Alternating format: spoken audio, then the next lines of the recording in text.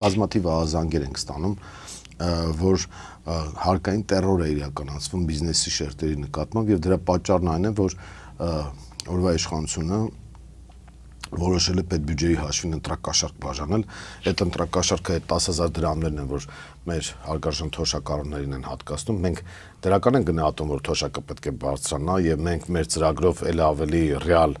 առաջարկ ենք ներկայացնում, որ 27 թվականից սկսած փուլային տարբերակով նվազագույն թոշակի չափը պետք է դառնա 100,000 դրամը կամ պակաս չլինի նվազագույն սպառողական զամբյուղից։ Սրանք նվազագույն սպառողական զամբյուղի արժեքի իջեցրել են, որ ցույց տան թե իբր ապահովում են, բայց քանի որ բյուջեով նախատեսված չէր այս տարի եւ ընդհանրապես 1-1.5 ամիս առաջ ասում են չէ, ոչ մի բան հնարավոր չի անել թոշակների հետ կապված, թոշակառուները չի իմանա որտեղ ծախսի։ Այո, եւ հետո տեսան, որ իրենց վիճակը շատ վատ է վարկանիշային, որոշեցին ընտրակաշարք բաժանել, դա գիտեք օրվա իշխանավորի այդ պարագլխի ոճն է, մի ժամանակ է քաղաքապետի ընտրությունների առաջ էր ասում եւ այդ անդիմադիր ժամանակ ասում էր, եթե մեր օգտին քվեարկեք, եկեք մենք ձեզ պաշտոնապես 10,000 դրամը կտանք։ Այդ 10,000 դրամի տակ է ինքը մնացել, շատ դուր է եկել է եւ պաշտոնապես որոշել է ընտրակաշարք բաժանել, բայց ամբողջ խնդիրն այն է, որ բյուջեն պայթում է։ Բյուջեն այդ հնարավորությունները չունի, նախատեսված չի եղել թոշակի բարձրացում, դրա համար էլ տերորի են ենթարկում բիզնեսմեններին եւ նրանց վրա այսպես պատահական թվեր են գրում, մենք բազմաթիվ ահազանգեր ենք ստանում այդ մասով եւ այդ տերորի արդյունքում բիզնեսը բավական ծանր վիճակի մեջ հայտնվում, ընդ որում ոչ միայն խոշորի մասն է խոսքը եւ ոչ այնքան, ինչքան միջին բիզնեսի, փոքր բիզնեսի նույնիսկ, այսինքն բոլորի դեմ հարձակման են անցել, որպեսզի ապահովեն պետական ընտրակաշարք ընտրություններից առաջ։ Այս առումով օրինակ մեր առաջարկը բիզնես դաշտին լինելու է հետեւյալը եւ մենք մի հատ հետաքրքիր նորույթ ենք առաջարկում, ուրեմն միկրոբիզնեսը մինչեւ 60 միլիոն դրամ տարեկան շրջանառություն ունեցող պետք է ազատվի շրջանառության հարկից, որը փոխարինում է ավելացված արժեքի հարկին եւ շահութարկին։ 60-ից 80 միլիոն դրամ շրջանառության տեր բիզնեսները պետք է 1% վճարեն այսօրվա 10 եւ այլ տոկոսների փոխարեն։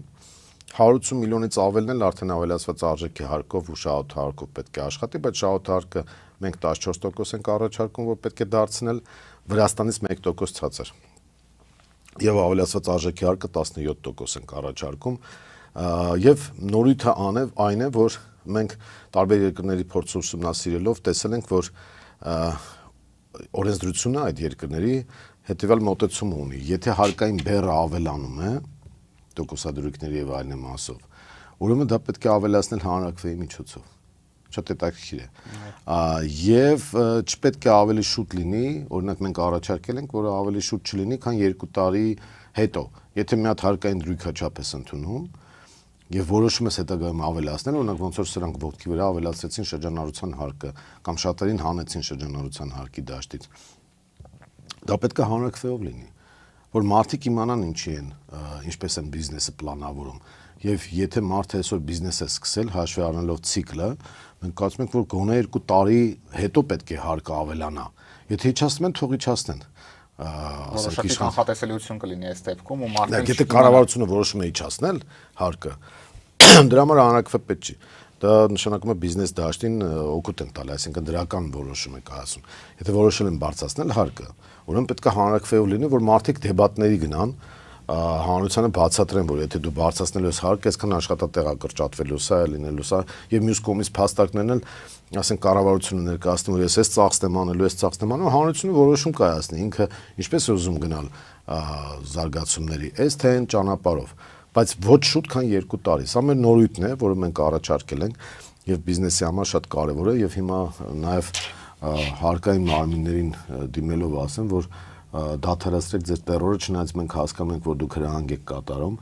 եւ ապահովում եք օրվա իշխանության կողմից ընտրակաշարքի պաշտոնական բաժանումը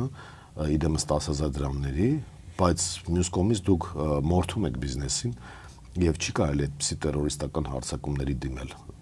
Մենք ստանում ենք այդ ահազանգերը։ Բացի այդ, այսօր հասարակության մեծ մասը նաեւ վարկերի տակ է ճկռում։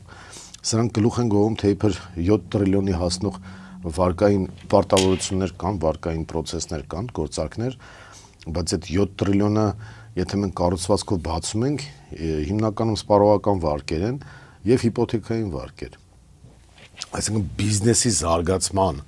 բիզնեսի հեռանկարային ճյուղերի ավելացման առումով այդ վարկային պորտֆելները բավական քիչ են։ Սպառողական վարկն է դա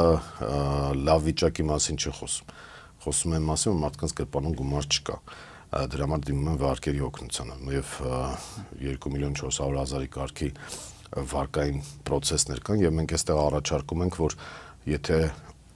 մինչեւ 5 միլիոն դրամ վարկային պարտավորություն ունեցողներ կան եւ նրանց վրա տուժտուգանքներ են եղել, ամնիստիա հայտարարենք, այսինքն համաներենք տուժտուգանքների չափը, որպեսզի մարդիկ կարողանան իրենց ֆինանսական վիճակը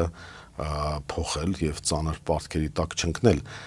Մանավանդ որ բանկերը ունեն այդ հնարավորությունները ներում իրականացնելու, անցած տարվա տվյալներով բանկային ոլորտի շահույթը 1 միլիարդ 100 միլիոնից էլ ավել դոլարից։ Արագ զարգացող ոլորտներից։ Այո, եւ սա այն պայմաններում, երբ որ օրվա իշխանությունը ասում է բանկերի տակ ճկռում են, տոկոսների տակ, եթե աճել են, ապա աճել են բանկերի եկամուտները, թմրամոլությունն է աճել, խաղամոլությունն է աճել, եւ այս բոլոր երեք ոլորտներն էլ ուղիղ կապվածություն ունեն օրվա իշխանությունների հետ։